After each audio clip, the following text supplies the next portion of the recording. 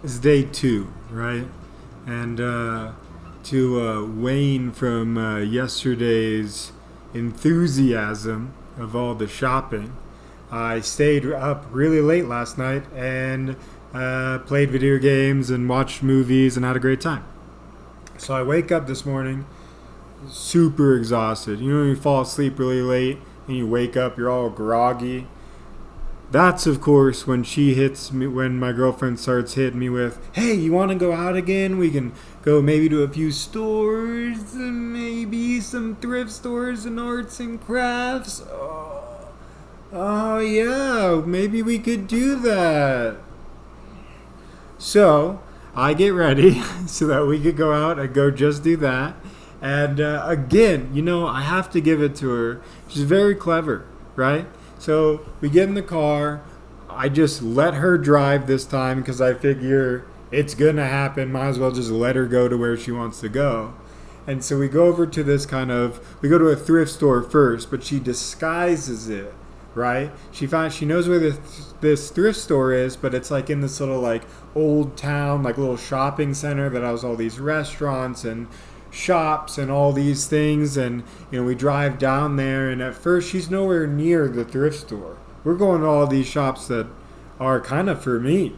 Like we start looking at just different, like we see a comedy store, we see we just see when we just start walking around, and she starts pointing out like, "Oh, do you want to get some chocolate for yourself or some cookies or this?" And I'm like, she never, if you've been around here a little while, she does not let me have sweets. So I'm thinking something's up here. She's playing for the long haul. Don't get suckered in too quick. So I was like, no, I'm okay. I'm good on the sweets for now. We keep walking. And so starts tricking me with one or two more stores. And then she sees the thrift store. And I go, you know what? All these shops are really small. Should be really quick thrift store. Let's go in there. So we go in there, and of course, that smell comes back around. I start to place my finger on it. At first, I was like, pre-Civil War smell, and I was like, what does that even mean? So I can't really go with that. And then I figured it out. The thrift stores all smell like a 60s vacuum. Vacuums been around since the 60s, exploded, right? All that dust, because it's like, it's kind of dusty. It smells kind of old time. It's like a 60s vacuum exploded. That's what thrift stores smell like.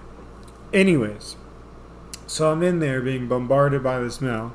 And there's another movie section, which I'm like, don't get tricked. You got tricked yesterday, don't get tricked again.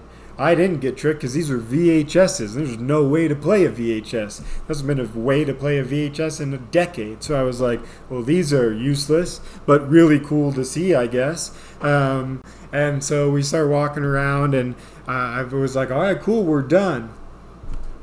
This place had a downstairs. You tricked me, okay? You tricked me. I'm letting you have it because you tricked me, but no.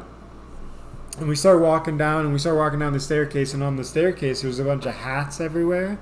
Just my girlfriend was like, "Oh, cool hats," and and look, I know it's probably super clean and everything's probably fine. I just think like a hat you wear on your head all the time, like even if you wash it, like my girlfriend sometimes does the overthinking, and I was like, are you really, like, what happens when you freak out one day that this hat's been on somebody else's head and you don't know whose head? I'm just like, is it really worth it? Like, just, I'll buy you a new hat. Like, I have nothing wrong with these hats if you only want to wear the hat, just like with your personality type. I'm not sure if this hat from this store is going to do it. Luckily, no hat. All right. So then we get in the car and we take off, and I figure, cool, I think this is going well. We went to a few shops, we walked around, she's feeling a little tired. Maybe. No. She hits me with another arts and crafts store. And this time I'm thinking, okay, we get in, you get out, I'll feign some excitement for some things, we're good to go. So I get in there and we start walking around. I don't pick up a cart because I figure we just do the whole hands in pocket things. We're good to go. We start walking around, and she wants everything. she starts just picking things off the shelf. And I'm thinking, well, maybe I'll hold something. Because if I hold it, I can hold it. And that's to do something, right? So we start walking around. And then the worst thing happens. She finds an aisle she's just totally hooked on. And so she is in there just going from it's every morsel, right? Everything she's looking at. And after like 5 minutes, I don't know about you guys, but like I just felt like the walls were starting to cave in. The aisles were closing in on me. I was not going to say that word correctly, so we're just going to breeze past that one. I was like, claustrophobic? No. See, I even tried. And so I was like, I just bolted out of there. So I'm holding things. Now I'm just standing it off into the aisle. And so I find this like beam to kind of lean on. And I figure, oh, cool. I'll just pull out my phone and like start scrolling through whatever. I pull out my phone and I had realized just what I should have realized yesterday. That all these places belong in a time capsule. No offense, but because they belong in a time capsule, they are a time capsule, and that time capsule blocks internet connection. I couldn't get service any one of these stores. Every time I pulled out my phone, like no service whatsoever. And for whatever reason, I just thought like in an act of desperation that my phone would work. It didn't, but at least like now, like it'll pull up whatever was last downloaded. So I pulled up like a news article, or I pulled up I think Facebook, not a news article, and I started just scrolling, and it was stuff from like 2 days ago, whatever previously loaded. I was just like, whatever. I don't care if I've already seen it. Distract. The worst thing possible happens. I look up. Guess who's no longer in that aisle? My girlfriend. Guess who's now alone in the store he didn't want to be alone in? Me. Now I'm holding something. And and so this employee comes around and goes, oh, need help finding anything? No, I don't want to be here. Like, of course you don't say that. You go, no, thank you. Like, everything's fine. I'm good. And then you start like looking around like, where is she? And I look down that same aisle. Guess who's now peeking around the corner, pointing at me, laughing, going, ha ha ha, you didn't want to be here. Now she's asking if you need help. Gotcha. I was like, you son. Jerk. This is a jerk move. So I rush over, and she, of course, has found 30 more things, which now I cannot hold. And now I'm all like flustered from being asked a question. I just give up and go, let me go get the cart. Because I figured, look, she's got all this stuff here. She's about to start asking me questions about it. I have no answers for her. If I go and get the cart, she has time to look things over. Hopefully she'll go through and realize she didn't need all this stuff. What do you think happened, folks? The opposite. I went and grabbed a cart, took a moment of fresh air, because you get close to the outside. And a part of me wanted to just reach my hand out just to feel sunlight again. But I realized that was a fool's man's errand. So I grab a cart, I go on back, and of course, she wants it all. So I'm just like, look, put it in the cart, let's just keep going, we'll do a final check, and we'll get on out of here. Put everything in the cart, start going, and I hear those words that bring a person hope. She looks at me and she goes, okay, baby. And I'm like, yes, this means we're going to check out the cart and get out of there. Do not fall for that. Okay, baby means you're about to look at all your stuff. She's about to get an okay to purchase everything and then go look at more stuff.